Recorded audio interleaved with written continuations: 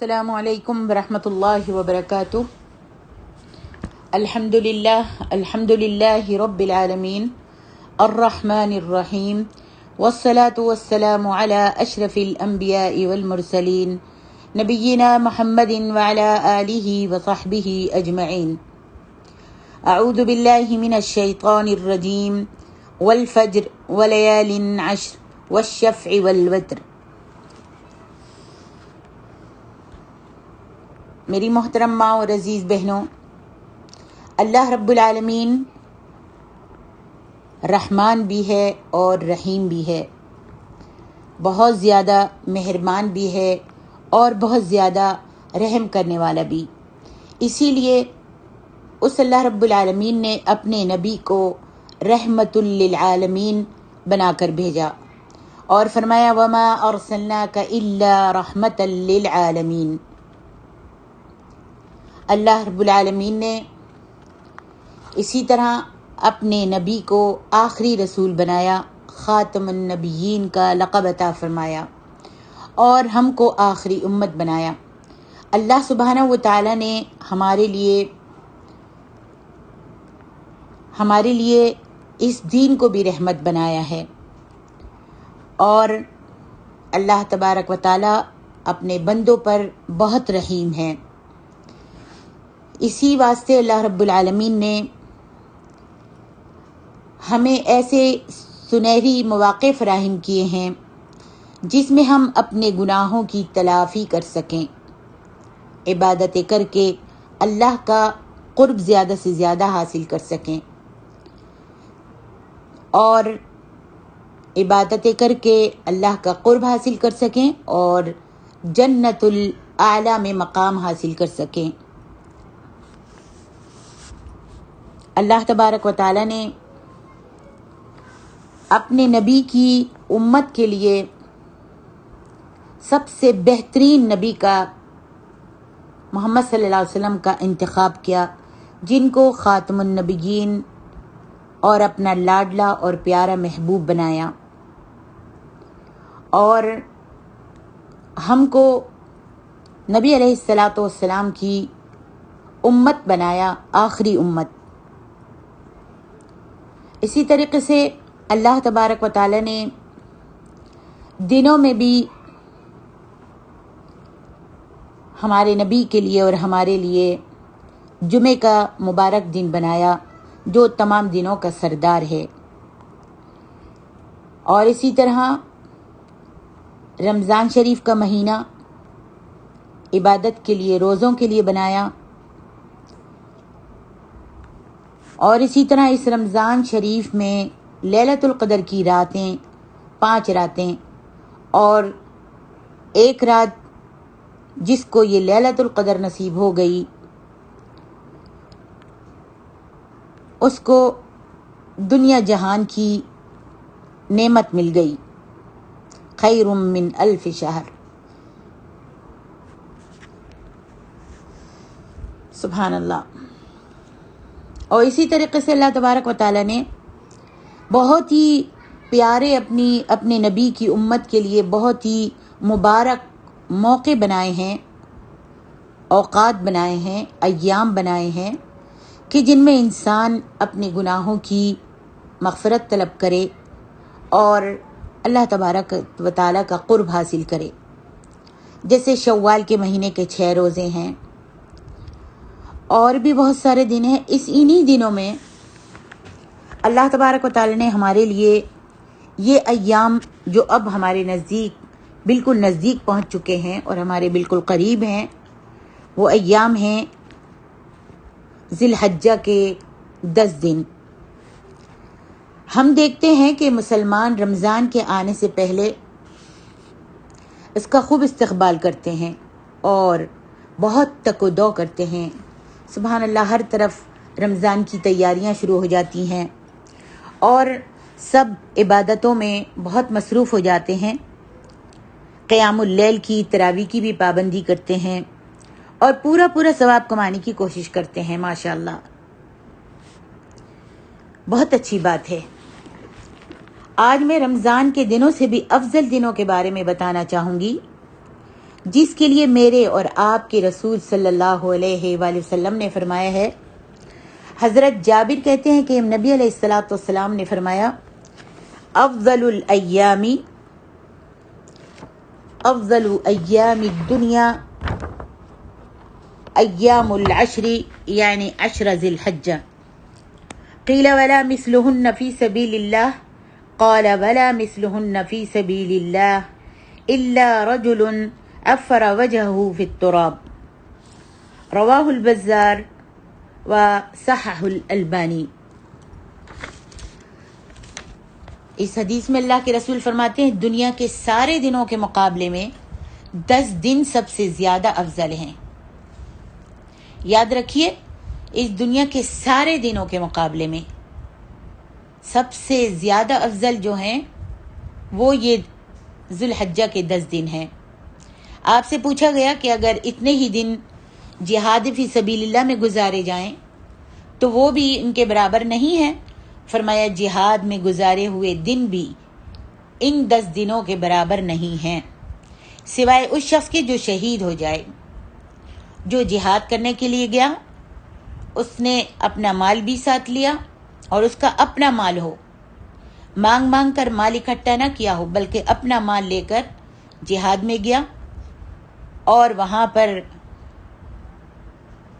لڑا، جہاد کیا، کافروں کو مارتا ہے، محنت کرتا ہے، جد و جہد کرتا ہے، اس کا مال بھی وہاں پر گم ہو جاتا ہے اور وہ شہید ہو جاتا ہے۔ تو سبحان اللہ، شہادت کا درجہ تو بہت ہی اعلیٰ ہے، اس درجے کو تو کوئی نہیں پا سکتا۔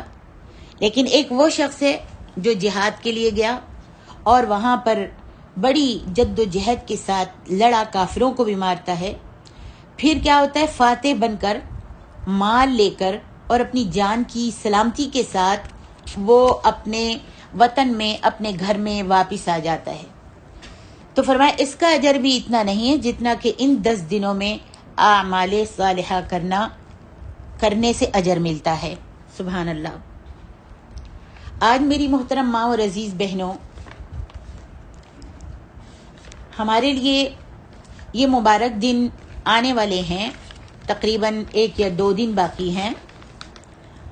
تو یہ 2 دن یا 1 دن باقی ہیں، اسی لیے اللہ تبارک و تعالی نے اس امت کے نیک بندوں کے لیے خاص مہربانی کرتے ہوئے ایسے مواقع اور اوقات مقرر فرمائے کہ جن میں یہ ہم لوگ کثرت کے ساتھ نیک اعمال کا اہتمام کریں، اپنے لیے زیادہ سے زیادہ خیر اور بھلائی کو جمع کرنے کی سعی کرتے ہیں، سعی کریں، کوشش کریں، جبکہ ہم دیکھتے ہیں غافل لوگ ان لمحات کو، ان وقتوں کو، ان اوقات کو لہو و لعب میں گزار دیتے ہیں، کھیل تماشے میں گزار دیتے ہیں، یا سو کر ان اوقات کو ضائع کر دیتے ہیں، اور غفلت کی وجہ سے یہ علم بھی نہیں رکھتا کہ وہ کتنے سنہری اوقات ایسے ہی غفلت میں گزار رہا ہے۔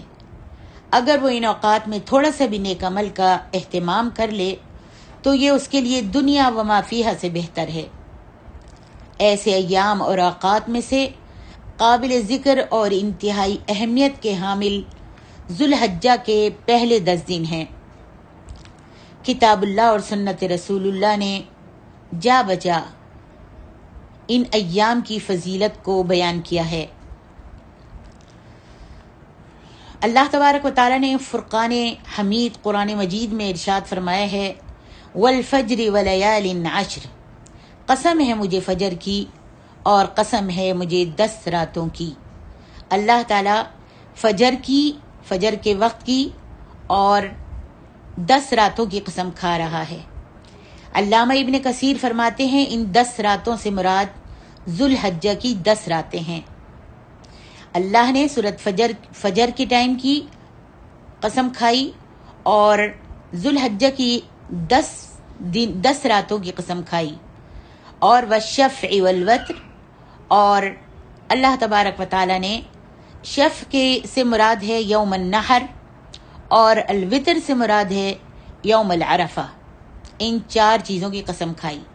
اللہ تبارک و تعالی جب کسی چیز کی قسم کھاتا ہے تو وہ بہت عظمت والے دن یا وہ بہت عظمت والی چیز ہوتی ہے۔ اور اللہ تعالیٰ نے یہاں پر ان 4 چیزوں کی قسم کھائی ہے، جیسا کہ میں نے بتایا فجر کے ٹائم کی۔ فجر کا ٹائم اللہ رب العالمین کو بہت پسند ہے، اس لیے کہ فرشتے اس ٹائم نامہ اعمال لے کر اللہ تعالیٰ کے پاس پہنچتے ہیں، جاتے ہیں دنیا سے، بندوں کے نامہ اعمال لے کر جاتے ہیں اور اللہ تعالیٰ کو خبر دیتے ہیں۔ اور فجر کا ٹائم اللہ رب العالمین کو بہت ہی پسند ہے۔ فجر کی نماز اور عصر کی نماز کی بھی حدیث شریف میں بڑی تعریف آئی ہے کہ جس نے فجر کی اور عصر کی نماز وقت پر پابندی کے ساتھ سنت کے مطابق خشوع اور خضوع کے ساتھ ادا کی، اول وقت میں ادا کی، اللہ تعالیٰ قیامت والے دن جنت میں اس کو اپنا دیدار کرائیں گے۔ سبحان اللہ۔ اور اللہ تبارک و تعالیٰ کو فجر کی 2 سنتیں جو ہیں وہ بھی بہت پسند ہیں، نبی علیہ الصلاۃ والسلام کو بھی بڑی پسند تھی۔ آپ فرماتے تھے سنت فجر کی 2 سنتیں جس نے اچھی طرح ادا کی، اور یہ سنتیں جو ہیں مجھے دنیا و ما فیہا سے بہتر ہیں، مجھے دنیا و ما فیہا، دنیا اور اس دنیا میں جتنی بھی چیزیں ہیں ان سے زیادہ اچھی لگتی ہیں۔ اسی طرح فرمان الہی ہے وَيَذْكُرُ اسْمَ اللَّهَ فِي أَيَّامٍ مَّعْلُومَاتٍ، اور تم کو معلوم دنوں میں اللہ کا ذکر کرو، اور تم معلوم دنوں میں اللہ کا ذکر کرو۔ حضرت ابن عباس رضی اللہ عنہ فرماتے ہیں اس سے مراد ذوالحجہ کے 10 دن ہیں، معلومات سے مراد ذوالحجہ کے 10 دن ہیں۔ امام دارمی نے سعید بن جبیر رحمہ اللہ کا عمل اپنی کتاب میں ذکر کیا ہے کہ جب ذوالحجہ کے 10 دن آتے تو وہ اس قدر اللہ کی عبادت میں مصروف ہو جاتے، ایسا لگتا کہ شاید وہ اپنے آپ کو ختم کر ڈالیں گے۔ اور ایک عالم کا قول ہے کہ تم راتوں کو اپنے چراغوں کو بند مت ہونے دو، ان 10 راتوں میں اپنے چراغوں کو بند مت ہونے دو، بجھنے مت دو۔ ساری رات ان کے چراغ جلتے رہتے تھے اور وہ اللہ کی عبادت میں مصروف رہتے تھے۔ علامہ حافظ ابن حجر رحمہ اللہ نے اپنی کتاب فتح الباری میں ذکر کیا ہے کہ ان 10 دنوں کی فضیلت کا سبب جو ہے ایسے محسوس ہوتا ہے وہ یہ ہے کہ ان 10 دنوں میں اصل عبادات جمع ہو جاتی ہیں، یعنی ساری کی ساری عبادات ان 10 دنوں میں جمع ہو جاتی ہیں، جن میں نماز بھی ہے، روزہ بھی ہے، صدقہ بھی ہے اور حج بھی ہے، جبکہ ان ایام کے علاوہ یہ عبادات کسی ایک جگہ پر اکٹھی نہیں ہوتی۔ محقق علماء نے یہ بات ذکر کی ہے کہ تمام دنوں میں ذی الحجہ کے 10 دن جو ہیں وہ افضل ہیں، اور راتوں میں رمضان المبارک کے آخری عشرے کی 10 راتیں افضل ہیں۔ سبحان اللہ۔ اب میں آپ کے سامنے کچھ اعمال صالحہ کا ذکر کرتی ہوں جو ہم کو ان 10 دنوں میں کرنے چاہیے۔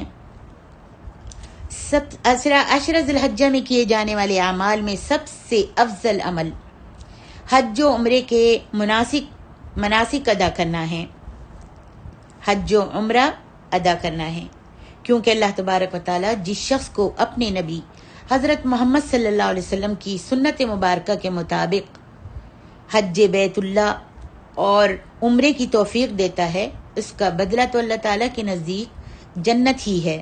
نبی علیہ الصلاۃ والسلام کا جیسا کہ ارشاد ہے العمرۃ الی العمرۃ کفارۃ لما بینہما والحج المبرور لیس له جزاء الا الجنہ، متفق علیہ۔ ایک عمرے کے بعد دوسرا عمرہ اپنے درمیان کے، ایک عمرے کے بعد دوسرے عمرے کے درمیان جو گناہ ہوتے ہیں وہ عمرہ جو ہے ان گناہوں کا کفارہ بن جاتا ہے، اور حج مبرور کا بدلہ سوائے جنت کے کچھ بھی نہیں ہے۔ تو معلوم ہونا چاہیے کہ حج مبرور کون سا حج ہے۔ حج مبرور وہ حج ہے جو سنت کے مطابق ادا کیا جائے اور جو تمام قسم کے گناہوں مثلا ریا، جماع اور فسق و فجور والی باتوں سے بالکل پاک ہو۔ یہ دن اللہ تبارک و تعالیٰ کو اور ان کی اس دنوں میں عبادتیں کرنا، 10 دنوں میں عبادتیں کرنا، ذوالحجہ کے 10 دنوں میں عبادتیں کرنا اللہ تعالیٰ کو کیوں پسند ہے؟ سبحان اللہ، کس لیے کہ اس میں حج کا دن آتا ہے، 9 تاریخ کو حج کا دن آتا ہے، اور جو لوگ حج کرنے کے لیے آتے ہیں ان کو اللہ تبارک و تعالیٰ 9 تاریخ کو سبحان اللہ تمام لوگوں کو بخش دیتا ہے۔ اللہ رب العالمین 9 تاریخ کو آسمان اول پہ آتے ہیں اور اپنے حاجیوں پر فخریہ نظر ڈالتے ہیں، خوش ہو کر جھانکتے ہیں آسمان سے دنیا میں، اور اپنے فرشتوں میں فخر کرتے ہیں اور کہتے ہیں میرے فرشتوں، تمہیں معلوم ہے یہ سب کس لیے یہاں پر آئے ہیں؟ یہ کون ہیں؟ یہ سب اپنا گھر بار، اپنا بال بچہ، اپنی آل اولاد، اپنی تجارتیں، اپنے کاروبار سب کچھ چھوڑ کر یہاں پر آئے ہیں، اور یہاں پر اس حالت میں آئے ہیں کہ اگر کوئی کرسی پر بیٹھنے والا ملک ہے، بادشاہ ہے، یا کوئی زمین پر لیٹنے والا فقیر ہے، مسکین ہے، آج میرے دربار میں سب کے جسموں پر 2 چادریں ہیں، سب کا حال ایک ہے، سب کا لباس ایک ہے، سب کا ترانہ ایک ہے، سب کی لبیک ایک ہے، سب یہی کہہ رہے ہیں لبیک اللہم لبیک لبیک لا شریک لک لبیک۔ ان سب میں تم دیکھ رہے ہو کہ یہ سب جو سوٹ بوٹ پہننے والے ہیں آج میرے سامنے فقیرانہ حالت میں آئے ہیں، اور کسی کے پیر میں بوٹ نہیں ہے، آج 2 چپلی سب پہنے ہوئے ہیں اور 2 چادروں میں ملبوس ہیں، سب کا لباس، سب کا ترانہ ایک ہے، اور یہ سب میری رضا چاہتے ہیں، سب کچھ چھوڑ کر میری رضا حاصل کرنے کے لیے آئے ہیں۔ تو فرشتوں لکھ دو کہ میں نے ان سب کو بخش دیا، میں نے ان سب کو معاف کر دیا۔ اللہ رب العالمین سے دعا کرتے ہیں کہ اے اللہ، جن میری بہنوں نے حج نہیں کیا، اللہ کے گھر کی زیارت نہیں کی، اللہ ان کو اپنے پاک گھر کی زیارت نصیب فرما اور حج مبرور نصیب فرما دے۔ تو میری بہنوں، ان دنوں میں عبادت کرنا دنیا کے تمام دنوں کی عبادت سے افضل ہے اور زیادہ ثواب ملتا ہے۔ کس لیے کہ اس میں یوم عرفہ کا دن بھی آتا ہے، اور اس دن اللہ تعالیٰ سب کو معاف کر دیتے ہیں۔ اسی طریقے سے حج کا دن بھی آتا ہے، اللہ تعالیٰ یوم العرفہ کے دن حج ہو جاتا ہے، اور حج میں اللہ سب کے گناہوں کو معاف کر دیتے ہیں۔ اسی طریقے سے روزہ ہے،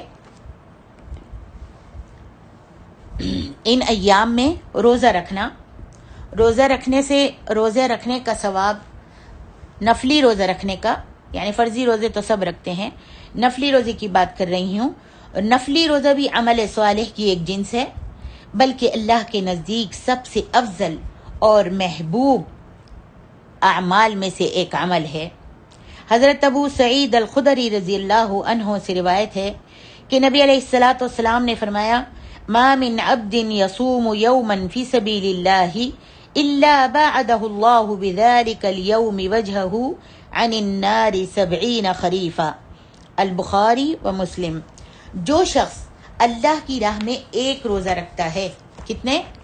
ایک روزہ اللہ کے لیے، اللہ کو راضی کرنے کے لیے، اس کی رضامندی حاصل کرنے کے لیے ایک روزہ رکھتا ہے، اللہ تعالیٰ اس کے بدلے میں اس کے چہرے کو جہنم سے 70 سال کی مسافت تک دور کر دیتا ہے۔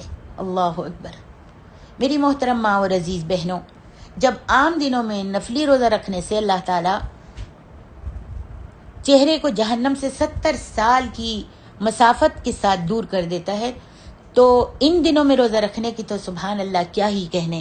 پتہ نہیں اللہ رب العالمین ان دنوں میں روزہ رکھنے سے کتنی فضیلت دے گا اور کتنے انعام و اکرام سے نوازے گا۔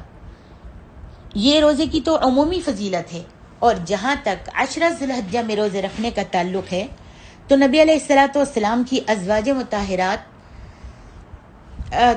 مطہرات میں سے کسی سے مروی ہے، کہتی ہیں کان رسول اللہ صلی اللہ علیہ وسلم یصوم 9 ذی الحجۃ ویوم عاشوراء و3 ایام من کل شہر۔ ابو داؤد کی یہ حدیث ہے، اور اس کو البانی نے صحیح کہا ہے نبی علیہ الصلوۃ والسلام ذوالحجہ کے پہلے 9 دن روزہ رکھتے تھے. اسی طرح یوم عاشورہ کا، اور ہر مہینے میں 3 روزے رکھا کرتے تھے. سبحان اللہ. اس بنا پر عشر ذوالحجہ یعنی ذوالحجہ کی پہلے 10 دنوں میں اس ماہ کے پہلے 9 دن روزہ رکھنا مستحب ہے. اور ضروری نہیں کہ 9 ہی روزے رکھے جائیں، چاہے تو 2 3 4 جتنا کوئی رکھنا چاہتا ہے رکھ لے.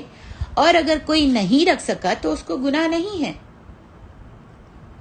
اور نہیں رکھ سکا ان سارے دنوں میں 8 دن کے روزے، تو وہ 9ویں دن جو حج کا دن ہے 9 تاریخ، اس کا روزہ رکھ لے.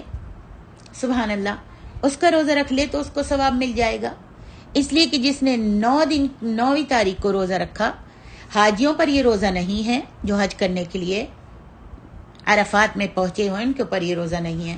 لیکن جنہوں نے حج نہیں کیا اور جو اپنے گھروں میں اپنے ملکوں میں بیٹھے ہیں، ان کو چاہیے کہ 9 تاریخ کا روزہ رکھیں، جس سے اللہ کے رسول صلی اللہ علیہ وآلہ وسلم نے فرمایا یکفر السنۃ الماضیۃ والباقیہ. ایک روزہ یہ رکھنے سے 9 تاریخ کا اللہ تعالی ماضی کے اور آنے والے سال کے 2 سال کے گناہوں کو معاف کر دیتا ہے. سبحان اللہ. تو اللہ تعالیٰ سے دعا کرتے ہیں اللہ ہم کو محروم نہ کرے، اور ہم کو 9 ذوالحجہ کا یا ذوالحجہ کے پہلے 10 ایام میں 10 دنوں میں روزے رکھنے کی توفیق عطا فرمائے. یوم عرفہ کے روزے کے متعلق اللہ تبارک و تعالیٰ کے رسول صلی اللہ علیہ وسلم فرماتے ہیں کہ جو روزہ رکھتا ہے وہ پچھلے 1 سال اور آنے والے 1 سال کے گناہوں کے لیے کفارہ بن جاتے ہیں. سبحان اللہ. دوسرا جو نیک عمل ہے جو ہم ان 10 دنوں میں کر سکتے ہیں، اعمال صالحہ میں سے نماز پڑھنا بھی ایک نیک عمل ہے. نماز سب سے زیادہ عظمت اور فضیلت والا عمل ہے، اس لیے اسے پورا سال ہی وقت کی پابندی اور جماعت کے ساتھ ادا کرنا چاہیے. اور جماعت کے ساتھ ادا کرنا مسلمان مردوں پر فرض ہے، خصوصاً ان ایام میں، ان دنوں میں فرائض کی ادائیگی کے ساتھ ساتھ کثرت سے نوافل پڑھنا. یہ عورتوں و مردوں کے لیے کثرت سے نوافل پڑھیں اور ان کا اہتمام بھی کرنا چاہیے، کیونکہ نوافل سے اللہ رب العالمین کا قرب حاصل ہوتا ہے. انسان اللہ کے نزدیک ہو جاتا ہے نوافل پڑھنے سے. جیسا کہ نبی علیہ الصلوۃ والسلام ارشاد فرماتے ہیں، حدیث قدسی میں اللہ تعالیٰ فرماتا ہے میرا بندہ نوافل کے ذریعے میرا تقرب حاصل کرتا رہتا ہے، میرا تقرب حاصل، میری نزدیکی، میری قربت حاصل کرتا رہتا ہے، یہاں تک کہ میں اس سے محبت کر لیتا ہوں. جب بہت زیادہ نفل پڑھتا ہے بندہ تو اللہ تعالیٰ اس سے محبت کرتا ہے. پھر جب میں اس سے محبت کرتا ہوں تو میں اس کا کان بن جاتا ہوں جس کے ذریعے وہ سنتا ہے، اور اس کی آنکھ بن جاتا ہوں جس کے ذریعے وہ دیکھتا ہے، اور اس کا ہاتھ بن جاتا ہوں جس کے ذریعے وہ پکڑتا ہے، اور اس کا پاؤں بن جاتا ہوں جس کے ذریعے وہ چلتا ہے. کیا مطلب ہے؟ یعنی اس کے ان تمام اعضاء کو اپنی اطاعت میں لگا دیتا ہوں. جب نوافل بندہ بہت زیادہ پڑھتا ہے تو اللہ اس سے محبت کرنے لگتا ہے، اور پھر اس کے ہاتھ، پیر، کان، آنکھ کو اپنی مرضی سے چلاتا ہے. آنکھ سے کوئی نامحرم چیز نہیں دیکھنے دیتا، کانوں سے کوئی غلط بات سننے نہیں دیتا، اور اسی طریقے سے ان تمام اعضاء کو اپنی اطاعت میں لگا دیتا ہوں. اور اگر وہ مجھ سے سوال کرتا ہے تو میں اس کو ضرور بالضرور عطا کرتا ہوں، اور اگر وہ میری پناہ طلب کرتا ہے تو میں یقیناً اس کو اپنی پناہ دے دیتا ہوں. اللہ اکبر. سبحان اللہ. اور اب میری ماں اور بہنوں، یہ نوافل روزے، نفلی روزے جو ہیں عام دنوں میں بھی رکھے جا سکتے ہیں، اور اس نفلی عبادت کے لیے اللہ تبارک و تعالیٰ نے یہ حدیث قدسی بیان کی ہے. سبحان اللہ. یہ حدیث قدسی بیان کی ہے. سبحان اللہ. لیکن اب یہ غور کیجئے کہ یہ نماز جو ہے، نفلی روزے، نفلی نمازیں ہم باقی ایام میں، یعنی سال کے ان ذی الحجہ کے علاوہ دوسرے دنوں میں کریں گے تو کتنا ثواب ملتا ہے. لیکن اگر ان ذوالحجہ میں خاص ہم ثواب کی نیت سے کریں گے تو بتائیے ذرا نفل نمازیں پڑھنے سے کتنا ثواب ملے گا, کتنا ثواب ملے گا. سبحان اللہ. صرف عام دنوں میں نفلی نمازیں پڑھنے سے, سجدہ کرنے سے اللہ رب العالمین اپنا قرب دے دیتا ہے, انسان کو اپنے قریب کر لیتا ہے, انسان سے محبت کرنے لگتا ہے. اور پھر یہ حدیث جو اللہ تبارک و تعالیٰ کا کلام ہے اور اللہ نے اپنے منہ سے لبوں سے یہ باتیں کہی ہیں کہ میں اس کا کان بن جاتا ہوں, آنکھ بن جاتا ہوں. تو سبحان اللہ. اور پھر یہ عام دنوں کے لیے ہے کہ نفل پڑھیں گے تو یہ اجر ملے گا. لیکن ان فضیلت والے ایام میں, ان 10 ذی الحج کے 10 دنوں میں اگر نفل پڑھیں گے تو بتائیے اللہ تبارک و تعالیٰ کن کن انعام و اکرام سے نوازے گا. اسی طریقے سے اعمال صالحہ میں اور کیا آتا ہے؟ ذکر الہی. اسی طرح ذکر الہی بھی آتا ہے. ان مبارک ایام میں اللہ تعالیٰ کا ذکر بھی کثرت سے کرنا چاہیے. حضرت ابن عمر رضی اللہ عنہ سے روایت ہے کہ نبی علیہ الصلوۃ والسلام نے فرمایا, اللہ کے نزدیک نہایت عظمت والے اور محبوب دن ایام 10 ذی الحجہ کے مقابلے میں کوئی دن نہیں ہے.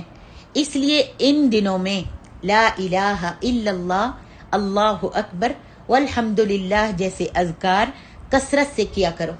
اللہ اکبر. اور ذکر اللہ کا اس سے بڑا فائدہ کیا ہوگا کہ اس سے اللہ تبارک و تعالیٰ کی معیت نصیب ہوتی ہے, اللہ کا ساتھ نصیب ہوتا ہے. جیسا کہ یہاں پر نبی علیہ الصلوۃ والسلام فرماتے ہیں کہ اللہ تبارک و تعالیٰ فرماتا ہے, یہ بھی حدیث قدسی ہے, انا عند ظن عبدی بی وانا معہ اذا ذکرنی. اللہ تعالیٰ ارشاد فرماتے ہیں کہ میں اپنے بندے کے گمان کے مطابق اس سے سلوک کرتا ہوں, جیسے وہ مجھ سے گمان کرتا ہے ویسے ہی میں اس سے سلوک کرتا ہوں. جب وہ میرا ذکر کرتا ہے تو میں اس کے ساتھ ہوتا ہوں, اگر وہ مجھے دل میں یاد کرتا ہے تو میں بھی اس کو دل میں یاد کرتا ہوں. اللہ اللہ. اور اگر وہ کسی جماعت میں مجھ کو یاد کرتا ہے تو میں اس سے بہتر جماعت میں اس کو یاد کرتا ہوں. اور اگر وہ ایک بالشت میرے نزدیک ہوتا ہے تو میں ایک ہاتھ اس کے نزدیک ہو جاتا ہوں, اور اگر وہ ایک ہاتھ میرے نزدیک ہوتا ہے تو میں دونوں ہاتھ پھیلائے ہوئے اس کے قریب ہو جاتا ہوں, اور اگر وہ چلتا ہوا میرے پاس آتا ہے تو میں دوڑ کر اس کی طرف جاتا ہوں. اللہ اکبر.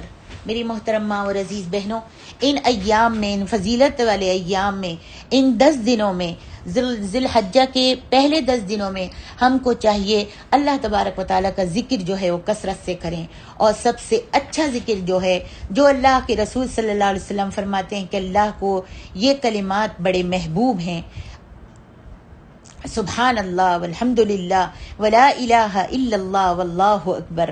یہ تسبیحات نبی علیہ الصلوۃ والسلام کو بھی بہت زیادہ محبوب تھیں. ہم کو چاہیے کہ ہم اٹھتے بیٹھتے چلتے پھرتے ذکر اللہ کرتے رہیں, اللہ کا ذکر کرتے رہیں. جیسا کہ لا الہ الا اللہ, اللہ توحید بیان کرتے رہیں, کہتے رہیں لا الہ الا اللہ, کہ اللہ تیرے سوا کوئی معبود نہیں, تیرے سوا کوئی معبود نہیں, تو اکیلا معبود ہے, تو واحد ہے, تو لا شریک لہو ہے, اللہ تیرا کوئی شریک نہیں. حضرت سفیان بن ثوری کہتے ہیں, سبحان اللہ, انہوں نے بہت پیاری بات کہی, کہتے ہیں کہ لا الہ الا اللہ کہتے رہا کرو. لا الہ الا اللہ کہنے سے شیطان کی کمر ٹوٹ جاتی ہے, اور جتنا لا الہ الا اللہ کہو گے تم شیطان کی کمر کو توڑتے رہو گے. اللہ اکبر. کتنے پیارے الفاظ ہیں, اس لیے کہ اس میں اللہ کی وحدانیت کا اقرار ہے, اور اللہ تبارک و تعالی لا الہ الا اللہ یعنی اللہ کی وحدانیت, اللہ کو وحید ماننے سے, اللہ کو اکیلا ماننے سے اور اس کا اقرار کرنے سے بہت خوش ہوتا ہے. سبحان اللہ. جس طرح اور اسی طریقے سے ابن عمر کی حدیث میں بھی آتا ہے کہ جو میں نے ابھی بیان کی, کہا کہ تم کثرت سے تکبیر و تحلیل و تحمید بیان کیا کرو. تکبیر کا مطلب ہے اللہ اکبر, اور تحلیل کا مطلب ہے لا الہ الا اللہ, اور تحمید کا مطلب ہے الحمدللہ یعنی اللہ تبارک و تعالیٰ کی تعریف بیان کرنا. تو ہم کو چاہیے کہ ہم اٹھتے بیٹھتے چلتے پھرتے اللہ کا ذکر کرتے رہیں, اور وہ حدیث تو آپ سب کو آتی ہوگی. حضرت عبداللہ ابن مسعود کہتے ہیں کہ نبی علیہ الصلوۃ والسلام نے فرمایا اسراء و معراج کی رات میری ملاقات حضرت ابراہیم علیہ الصلوۃ والسلام سے ہوئی تو انہوں نے کہا اے محمد اپنی امت کو میری طرف سے سلام پہنچا دینا اور انہیں کہہ دینا کہ جنت کی مٹی بہت اچھی ہے, اس کا پانی انتہائی میٹھا اور اس کی زمین بالکل ہموار ہے, اور اس میں جن چیزوں سے درخت اگائے جاتے ہیں وہ ہیں سبحان اللہ والحمد للہ ولا الہ الا اللہ واللہ اکبر. جب یہ انسان کہتا ہے تو اس اچھی زمین میں اس میٹھے پانی کے اندر اس کے لیے ایک حرف کہنے سے ایک درخت لگ جاتا ہے. ایک اور حدیث میں ہے کہ نبی علیہ الصلوۃ والسلام شجر کاری کر رہے تھے. ایک دفعہ حضرت ابو ہریرہ رضی اللہ عنہ شجر کاری کر رہے تھے, یعنی اپنی کھیتی باڑی میں اپنے باغ میں کچھ پھول بوٹے لگا رہے تھے, شجر کاری کر رہے تھے کہ ان کے پاس سے نبی صلی اللہ علیہ وسلم کا گزر ہوا تو آپ نے فرمایا اے ابو ہریرہ کیا میں تمہیں اس سے بہتر شجر کاری نہ بتاؤں, اس سے بہتر چیز نہ بتاؤں؟ ابو ہریرہ نے کہا کیوں نہیں اے اللہ کے رسول. تو آپ صلی اللہ علیہ وسلم نے فرمایا تم سبحان اللہ والحمد للہ ولا الہ الا اللہ واللہ اکبر کہا کرو, ہر ایک لفظ کے بدلے میں تمہارے لیے جنت میں ایک درخت لگا دیا جائے گا. ابن ماجہ وصححہ الالبانی. سبحان اللہ. میری محترم ماں اور عزیز بہنوں, تو اللہ کی تسبیح بیان کرتے رہیں, ذکر اللہ کرتے رہیں. اسی طرح تکبیر و تحلیل و تحمید جیسے یہی الفاظ ادا کرتے رہیں. اور حضرت ابن عمر اور حضرت ابو ہریرہ رضی اللہ علیہم اجمعین ان 10 دنوں میں کثرت سے بازار جاتے تھے, تکبیریں کہتے تھے. جب لوگ ان کی تکبیریں سنتے تو وہ بھی تکبیروں میں شامل ہو جاتے تھے. ان کو بازار سے کچھ خریدنا نہیں ہوتا تھا, نہ شاپنگ کرنی ہوتی تھی, بس تکبیریں کہنے کے لیے جب وہ بازار جاتے اور زور کی آواز میں تکبیریں پڑھتے تو جتنے بھی لوگ ہوتے وہ بھی ساتھ میں شریک ہو جاتے. اور پھر فرمایا حضرت ابن عمر رضی اللہ عنہما مینا میں خیمے کے اندر تکبیر کہتے اور جب اہل مسجد ان کی آواز سنتے تو ان کے ساتھ تکبیر کہنے لگتے. جب بازار میں موجود لوگ ان کی آواز سنتے تو ان کے ساتھ تکبیریں بازار والے بھی کہنے لگتے, یہاں تک کہ پورا مینا ان تکبیروں سے گونج اٹھتا. اور اسی طرح ابن عمر ان دنوں میں مینا کے اندر نمازوں کے بعد بستر پر خیمے کے اندر مجلس میں اور پیدل چلتے ہوئے تکبیریں کہتے. اسی لیے ان ایام میں تکبیریں کہنا حضرت عمر اور ابن عمر اور ابو ہریرہ رضوان اللہ علیہم اجمعین کے عمل کی بنا پر مستحب ہے. بس ہمارے سب کے لیے لائق ہے کہ ہم ان دنوں میں اس سنت کو زندہ کریں جس کو ہم بھلا بیٹھے ہیں, بلکہ قریب ہے کہ یہ سنت ختم ہو کر رہ جائے. اس لیے ضرورت اس بات کی ہے کہ ان تکبیروں کا اہتمام کیا جائے تاکہ ہم بھی سلف صالحین کے گروہ میں شامل ہو جائیں. اور وہ تکبیریں جو ہم کو زیادہ کہنی ہیں ان 10 دنوں میں, ان 10 ذی الحجہ کے دنوں میں, وہ ہیں اللہ اکبر اللہ اکبر اللہ اکبر لا الہ الا اللہ واللہ اکبر اللہ اکبر وللہ الحمد. یہ تکبیریں جو ہیں جو حضرت ابن عمر و ابو ہریرہ جو پڑھا کرتے تھے, ابن عمر پڑھا کرتے تھے اور بازار نکل جاتے تھے, تو یہ وہ تکبیریں ہیں. یہ صیغہ حدیث میں آتا ہے اور ان تکبیروں سے ہم سب کو دور نہیں رہنا چاہیے اور ان تکبیروں کو پڑھنا چاہیے. اور یہ تکبیریں کب سے شروع ہوتی ہیں؟ عشرہ ذی الحجہ کا چاند, مہینے کا چاند ذی الحجہ کی مہینے کا چاند دیکھتے ہی یہ تکبیریں شروع ہو جاتی ہیں. ان تکبیروں کو پڑھنا چاہیے اور 13 تاریخ تک, ذی الحجہ کی 13 تاریخ تک ان تکبیروں کو کہنا چاہیے, پڑھنا چاہیے.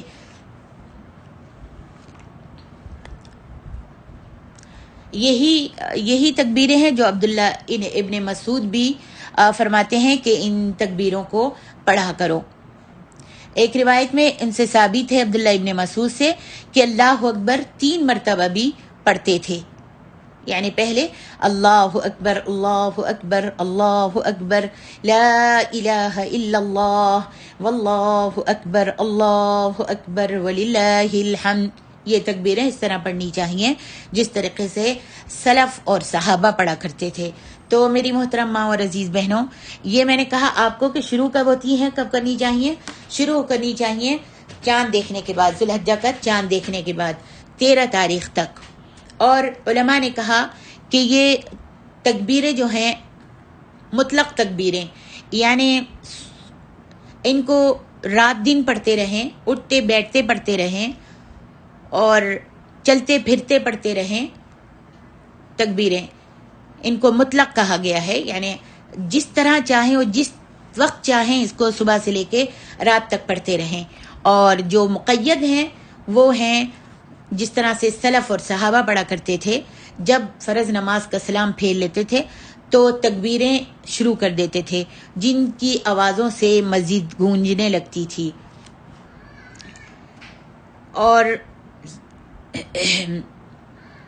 اور قرآن مجید کی ان دنوں میں تلاوت کرنا، قرآن مجید پڑھنا، قرآن مجید پڑھنے کی بھی کتنی فضیلت ہے نا، تو قرآن مجید بھی پڑھیں، ذکر کے ساتھ قرآن بھی پڑھیں۔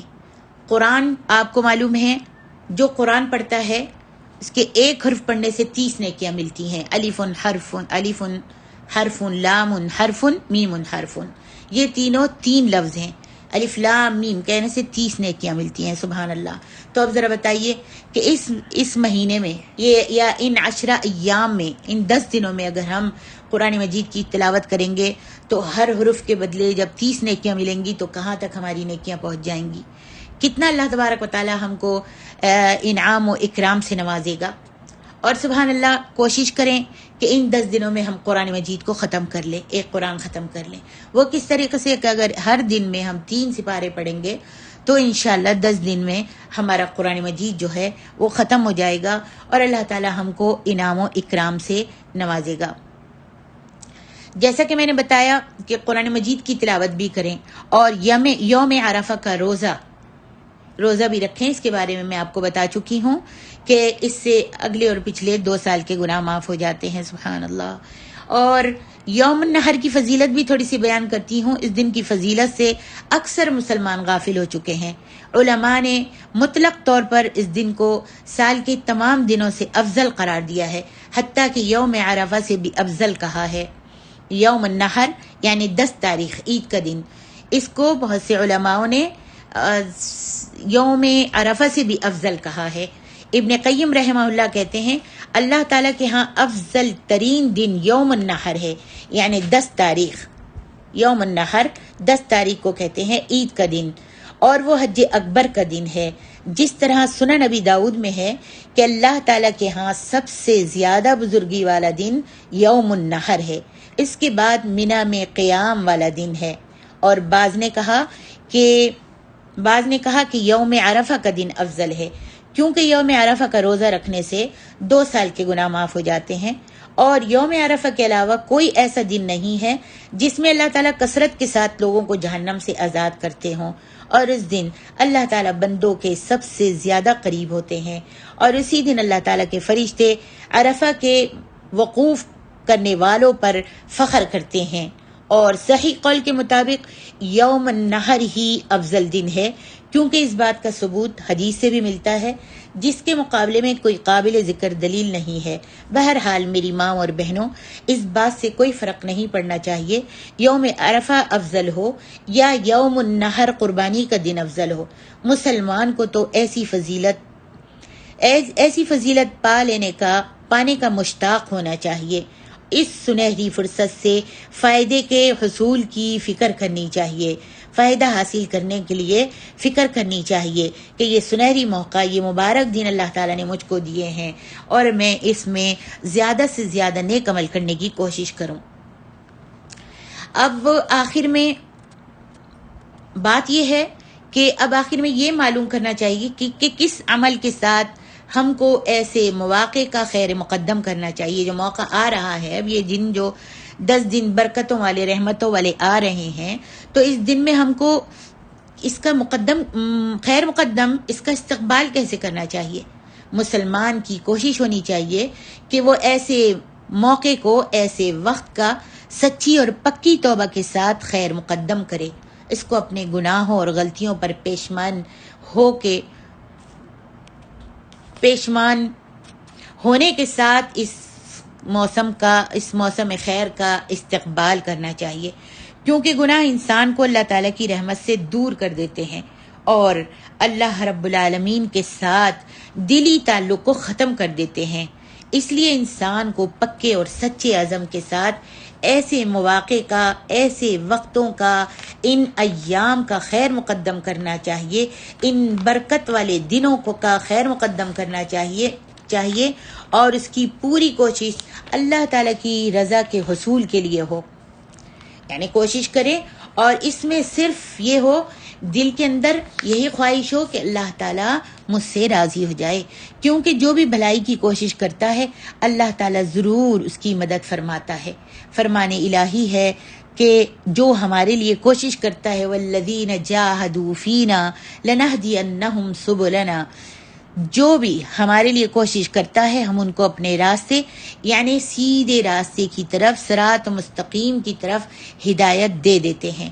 اور اللہ تعالیٰ فرماتے ہیں وَسَارِعُوا إِلَى مَغْفِرَةٍ مِّن رَبِّكُمْ وَجَنَّةٍ عَرْضُهَا السَّمَاوَاتُ وَالْأَرْضُ أُعِدَّتْ لِلْمُتَّقِينَ، اپنے رب کی بخشش کی طرف جلدی کرو اور اس کی جنت کی طرف جلدی کرو جس کی کشادگی زمینوں اور آسمانوں کی وسعت کے برابر ہے، اور اس نے یہ جنت اپنے پرہیزگار بندوں کے لیے تیار کی ہے۔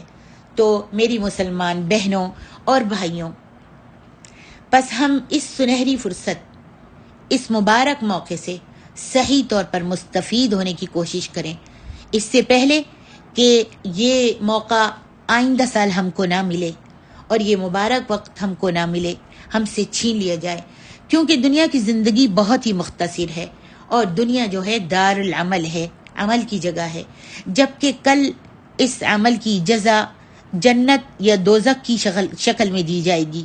اس لیے کہ ان لوگوں کی صف میں شامل ہونے کی کوشش کرنی چاہیے۔ اس واسطے ہم سب کو ان لوگوں کی صف میں شامل ہونے کی کوشش کرنی چاہیے جن کے متعلق اللہ تعالیٰ کا ارشاد ہے انہم کانوا یسارعون فی الخیرات ویدعوننا رغبا ورہبا وکانوا لنا خاشعین، بے شک لوگ بھلائی کی طرف کوشش کرتے تھے اور ہم کو خوف اور امید سے پکارتے تھے، اور وہ صرف ہمارے سامنے ہی جھکتے تھے، ہمارے سوا کسی کے آگے اپنی پیشانی نہیں جھکاتے تھے۔ اور نیک اعمال میں سے ایک عمل جو ہے وہ صدقہ بھی ہے، اور صدقہ بھی ہم کو چاہیے کہ ان دنوں میں زیادہ سے زیادہ صدقہ کرنے کی بھی کوشش کریں، اس لیے کہ صدقہ کرنے سے انسان کا مال جو ہے گھٹتا نہیں بلکہ بڑھتا ہے، سبحان اللہ۔ تو اس واسطے صدقے کی بہت زیادہ کوشش کرنی چاہیے، اور ضروری نہیں کہ صدقہ بہت زیادہ دیں تو اللہ قبول کرے گا، نہیں، آپ تھوڑا بھی دیں گے، تھوڑے سے تھوڑا بھی دیں گے تو اللہ تبارک و تعالیٰ اس کو بہت زیادہ 700 گنا بڑھا کر، زیادہ کر کے اس کو بڑا کر کے اپنے پاس رکھے گا۔ اور پھر حدیث میں یہ بھی آتا ہے کہ صدقہ جو ہے اللہ کے غصے کو ٹھنڈا کر دیتا ہے، صدقہ جو ہے جہنم کی آگ کو بجھا دیتا ہے، صدقہ جو ہے انسان کی عمر کو طویل کر دیتا ہے۔ اللہ اکبر، بہت فائدے ہیں صدقے سے، اور پھر خاصتاً ان دنوں میں، ان ایام الفضیلہ میں، ان 10 دنوں میں صدقہ کرنا، سبحان اللہ۔ ویسے تو صدقہ کرنا جب بھی کوئی کرے، پورے سال میں جس وقت بھی کوئی کرے اس کو ثواب بھی ملتا ہے، 700 گنا بڑھا کر اللہ دیتا ہے، لیکن ان فضیلت والے دنوں میں، ان ایام میں اگر صدقہ کرے تو آپ خود سمجھ سکتی ہیں کہ اللہ رب العالمین کتنا اجر اور کتنا انعام و اکرام سے نوازے گا اور کتنا زیادہ کر دے گا کہ قیامت والے دن اللہ تبارک و تعالیٰ کے رسول صلی اللہ علیہ وسلم فرماتے ہیں قیامت والے دن انسان کو اس کے صدقے کے سائے کے نیچے اللہ رب العالمین کھڑا کرے گا، جب تک کہ تمام لوگ، جب تک کہ اس کا نمبر نہیں آئے گا حساب کتاب کا، وہ اپنے صدقے کے سائے کے نیچے کھڑا رہے گا۔ اللہ تبارک و تعالیٰ سے دعا کرتے ہیں کہ اللہ تو ان ایام الفضیلہ میں، ان اچھے اور مبارک دنوں میں ہم سے اس کا حق ادا کرنے کی توفیق عطا فرما دے، اور نیک اعمال صالح کرنے کی توفیق عطا فرما دے، اعمال صالحہ کرنے کی توفیق دے دے، اور اللہ تو ہم سے راضی ہو جا، ہم کو ریا و نمود سے بچا، اللہ ہم کو صرف تیری رضا چاہیے اور کچھ نہیں چاہیے۔ سبحانک اللہم و بحمدک، اشہد ان لا الہ الا انت، استغفرک و اتوب الیک۔